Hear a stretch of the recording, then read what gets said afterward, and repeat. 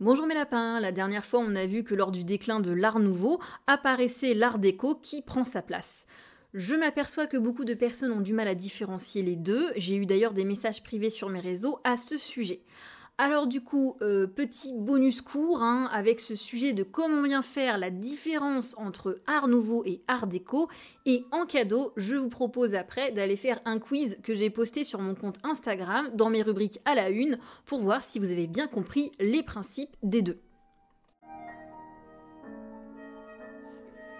Alors en premier lieu, il y a d'abord une petite blagounette, parce qu'il faut déjà commencer par différencier les arts décoratifs du mouvement artistique qui s'appelle art déco. Parce que pour qui est novice en art, c'est facile un petit peu de se perdre dans ce sujet. Alors, ce que l'on appelle les arts décoratifs en art représente en fait toutes les œuvres d'art qui sont à la fois fonctionnelles et ornementales. Il peut donc s'agir de mobilier, d'outils, d'objets et de décoration, peu importe leur style. De manière générale, les arts décoratifs sont pratiqués par ce que l'on appelle les métiers d'art, les artisans en sont donc les représentants majeurs. Ce sont eux qui créent en ajoutant toujours une touche esthétique aux objets du quotidien qu'ils conçoivent. Les arts décoratifs impliquent toutes les spécialités de l'architecture d'intérieur, en font donc partie l'ameublement, la déco d'intérieur, le design d'objets. Mais encore, par exemple, en exemple concret, tapis, rideaux, tapisseries, moulures, etc. D'ailleurs, historiquement, les arts décoratifs ont souvent été opposés à ce que l'on appelle les beaux-arts. Snobisme, non? Non. C'est simplement que traditionnellement, leurs champs d'action sont bien différents. En effet, les beaux-arts, eux, concernent la peinture, le dessin, la photographie ou la sculpture. Cependant, vous l'avez compris, par exemple avec des mouvements comme l'art nouveau et l'art and craft, les barrières entre les beaux-arts et les arts décoratifs ont été brouillées, voire dissoutes, si vous vous rappelez, vous avez écouté mes précédents épisodes sur le sujet. Maintenant, sachez que justement, quand on parle de l'art déco avec un grand A, donc l'art déco avec une majuscule, l'art déco au singulier, l'art et non pas les arts décoratifs, il s'agit du courant artistique de portée mondiale, né progressivement dans les années 1900, qui prend son essor en 1910 et qui s'épanouit pleinement au cours des années 1920. Donc avant de décliner lentement lui aussi, à partir des années 1930, et qui embrasse l'ensemble des activités artistiques et des métiers d'art comme le faisait l'art nouveau, ça leur fait au moins un point commun. Mais en gros, pour résumer, il y a des arts décoratifs dans le mouvement art déco, comme il y avait des arts décoratifs dans le mouvement art nouveau. Vous m'avez suivi, j'espère que vous avez bien compris la différence entre les arts décoratifs au pluriel et le mouvement artistique art déco au singulier. Bon alors maintenant c'est quoi cet art déco ? L'art déco ça naît dans les années 1900, dans l'épisode précédent je vous disais que cette nouvelle esthétique avait commencé à être remarquée notamment pendant l'exposition universelle de Turin en 1902. La progression de ce mouvement elle est ensuite freinée par la Première Guerre mondiale évidemment. Cependant, à partir de 1918, à la fin de la Grande Guerre, les dégâts sont nombreux sur de nombreux plans, humains, agricoles, immobiliers, etc. Et une reconstruction de grande ampleur est nécessaire. Quoi de mieux donc, même si cela est tragique, mais donc quoi de mieux pour un nouveau mouvement artistique pour pouvoir se répandre, et un mouvement qui avait déjà commencé à se faire remarquer par sa modernité et qui s'exprime justement à travers l'architecture et le design d'intérieur. Donc l'art déco connaît alors son essor et ses heures de gloire, et donc rien d'étonnant à ce que dans le contexte des années 1900, qui connaît un essor économique évident, à ce que l'art déco justement décolle. Totalement dopé par la publicité et le crédit, la consommation progresse, ça c'est clair, les années 1920 ce sont les années folles, et les premières puissances mondiales se sentent pousser des ailes et croient en une prospérité sans fin. Donc l'entre-deux-guerres mondiales, c'est justement ce qu'on a appelé les années folles, qui est une période d'intense activité sociale, culturelle et artistique, de dépenses mirobolantes et de soif de vivre pour combler les morts et les traumas de la Première Guerre mondiale, et pour tourner le dos à ce passé traumatique. Mais pour ceux qui s'en souviennent, en histoire, patatras, arrive le krach boursier de Wall Street du 24 octobre 1929, entraînant une crise mondiale du capitalisme. Le commerce international s'effondre et en Allemagne, par exemple, le système bancaire est totalement anéanti.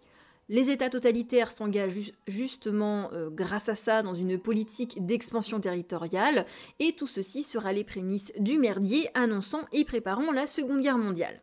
Et l'Art déco, évidemment, il en fera les frais et il commencera à décliner à ce moment-là et il tombera lui aussi en désuétude. Bon, alors maintenant vous avez le contexte historique pour l'Art déco, et donc on va parler des grands principes de l'esthétique de l'Art déco, justement, pour pouvoir apprendre à bien le connaître et surtout pour que vous puissiez d'un coup d'œil le différencier avec l'Art nouveau, parce que c'est le but quand même.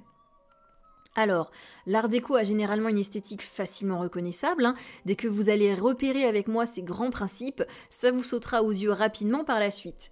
Donc l'Art déco choisit au contraire de l'Art nouveau de mettre l'accent sur des lignes et des formes géométriques, des matériaux audacieux, et il crée ainsi un style qui se démarque clairement de l'Art nouveau. Les fondements de l'Art déco se basent sur les principes du Bauhaus, du mouvement de style, du cubisme, du constructivisme et du futurisme. C'est ce qu'on appelle l'influence de l'art d'avant-garde. Alors ne paniquez pas, je ne vais pas passer 107 ans à vous parler de ces mouvements parce que ça n'est pas le sujet.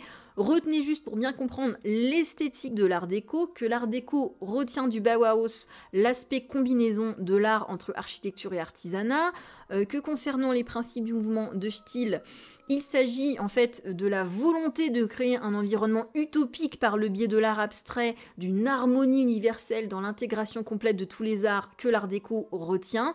Pour le cubisme, l'Art déco retient la récurrence des formes géométriques et du thème de la modernité. Et puis on va la faire courte en fait. L'Art déco, il picore un petit peu dans tout ce qui est clos en termes de modernité à son époque. Donc, contrairement à l'Art nouveau et à l'Art and Craft, l'Art déco, il a très vite adopté les nouvelles technologies de l'industrialisation, et c'est, je pense, aussi une des raisons pour lesquelles, en fait, il a complètement flingué l'Art nouveau qui refusait cet aspect moderne. Notez cependant qu'il existe deux phases au début du mouvement Art déco. D'abord, les œuvres d'art Art déco en premier, elles ont été réalisées avec des matériaux raffinés, très onéreux, un peu à l'image de l'Art nouveau. Puis l'Art déco s'émancipe de tout ça, et le mouvement ensuite intègre des matériaux plus abordables et intègre la production en masse. Pour résumer, étape 1, une tendance ostentatoire qui s'adresse au départ à une clientèle fortunée, puis étape 2, une tendance fonctionnelle qui s'adresse et s'adapte à une clientèle de masse, d'où une recherche de production industrialisable. En gros, c'est un peu un phénomène de paupérisation, c'est-à-dire ça commence chez les bourges, et puis une fois que ça a bien pris, ça descend sur les couches de la population qui sont en dessous des personnes riches qui pouvaient au départ être les seules à se le payer.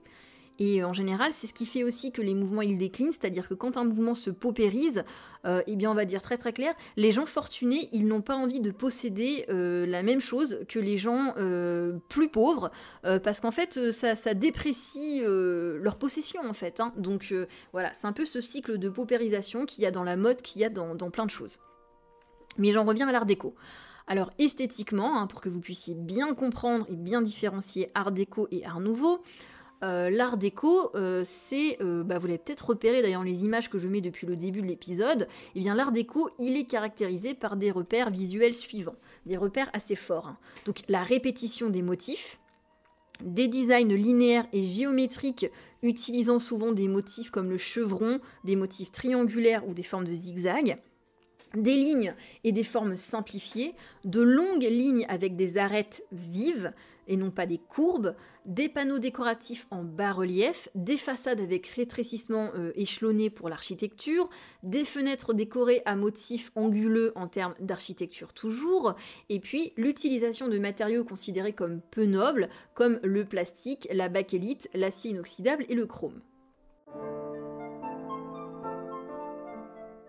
Donc, pour différencier l'Art nouveau et l'Art déco, vous avez maintenant les grandes lignes esthétiques des deux mouvements. Dites-vous bien donc que si vous voyez des lignes fluides et des courbes, c'est de l'Art nouveau. Des lignes droites et géométriques, c'est de l'Art déco. Des compositions asymétriques, c'est de l'Art nouveau. Au contraire de la symétrie, c'est de l'Art déco. Des formes inspirées de la nature, c'est l'Art nouveau. Des formes géométriques abstraites, des zigzags, c'est l'Art déco. Des courbes et contre-courbes, c'est l'Art nouveau. Des lignes anguleuses, c'est l'Art déco. Une grande foisonnance, c'est l'Art nouveau. Un style souvent plus sobre, mais pas toujours, vous allez le voir, c'est l'Art déco. Et puis des matériaux naturels dits nobles, bois, pierre, fer forgé, c'est l'Art nouveau. Et des matériaux modernes, acier inoxydable, aluminium, lac, etc., Art déco. Alors mes lapins, on répète avec moi, comme ça vous aurez bien tout saisi. Le style Art nouveau, c'est des éléments naturels, fleuris et colorés, un style chargé et qui représente des courbes sinueuses et des formes représentant souvent la vie organique, la faune, la flore, toutes choses confondues, mais aussi justement des animaux, des insectes, ou des motifs parfois un petit peu orientaux, avec des tonalités douces et des formes fluides et asymétriques. Le style Art déco, c'est son contre-courant et donc en comparaison, il est beaucoup plus épuré. Il présente des lignes géométriques et sobres, des lignes anguleuses, des motifs répétitifs, des couleurs plus vives et contrastées et des matériaux plus modernes. Du coup mes lapins, je pense que vous êtes prêts pour aller faire mon quiz dans mes unes sur Instagram pour voir si vous avez bien compris la différence entre Art nouveau et Art déco.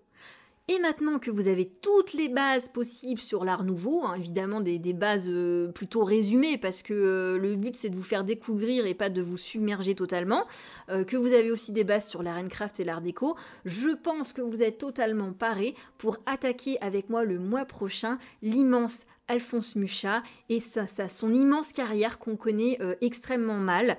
J'ai super hâte, merci pour ceux qui me suivent, n'hésitez pas à liker, à partager pour faire découvrir mon travail et puis si vous commentez, si vous avez des questions, si vous avez envie de papoter, je réponds toujours à mes commentaires et je vous dis à très vite, on attaque enfin Mucha, j'ai tellement hâte que je ne tiens plus, j'ai envie de poster tous mes épisodes d'un coup, mais je ne peux pas, voilà, allez, à très vite mes lapins, on attaque Mucha, je suis super contente.